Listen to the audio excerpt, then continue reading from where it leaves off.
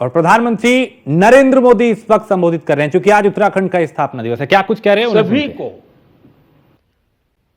इस महत्वपूर्ण अवसर पर और ये महत्वपूर्ण संकल्प के लिए अपनी शुभकामनाएं देता हूं। अभी 2 दिन पहले ही प्रवासी उत्तराखंड सम्मेलन का भी सफल आयोजन हुआ है।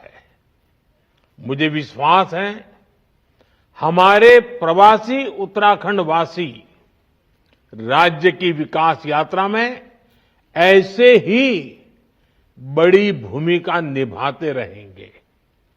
साथियों, उत्तराखंड के लोगों को अपनी आशाओं और आकांक्षाओं को पूरा करने के लिए लंबे समय तक अलग राज्य के लिए प्रयास करना पड़ा था। ये प्रयास तब पूरे हुए जब केंद्र में श्रद्धेय अटल जी के नेतृत्व में, बीजेपी के नेतृत्व में एनडीए की सरकार बनी। मुझे खुशी है कि जिस सपने के साथ उत्तराखंड का गठन हुआ था वो हम सब साकार होते देख रहे हैं। देवभूमि उत्तराखंड ने हम सभी को, भाजपा को हमेशा खूब सारा प्यार दिया है, अपनत्व दिया है। भाजपा भी देवभूमि की सेवा की भावना से उत्तराखंड के विकास में कोई कोर कसर बाकी नहीं छोड़ रही है। साथियों, कुछ दिन पहले ही केदारनाथ मंदिर के कपाट बंद हुए हैं। कुछ साल पहले बाबा केदार के दर्शन के बाद उनके चरणों में बैठकर मैंने बड़े विश्वास से कहा था कि ये दशक उत्तराखंड का दशक होगा।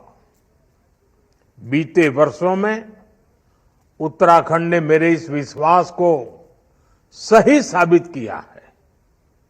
आज उत्तराखंड विकास के नए रिकॉर्ड बना रहा है, नए कीर्तिमान गढ़ रहा है।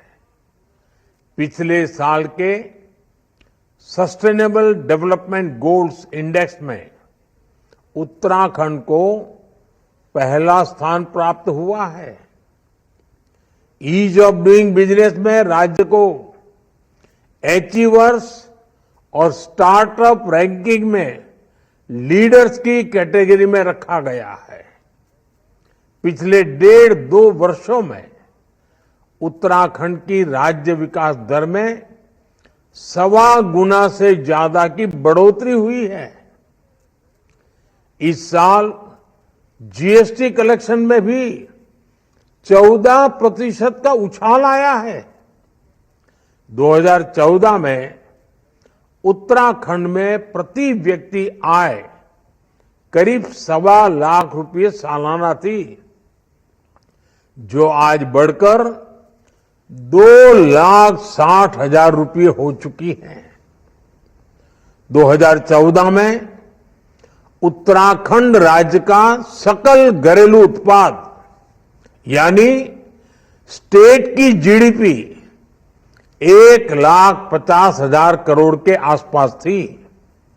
अब ये बढ़कर करीब करीब 3,50,000 करोड़ रुपए हो गई है।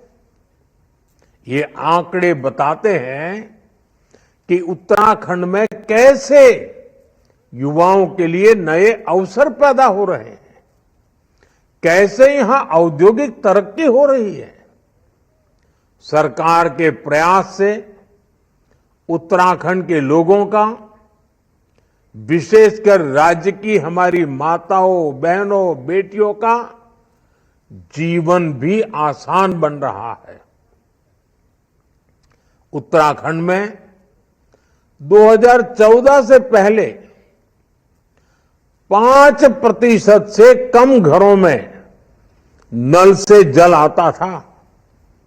आज ये बढ़कर करीब करीब 96% से ज्यादा अधिक हो चुका है।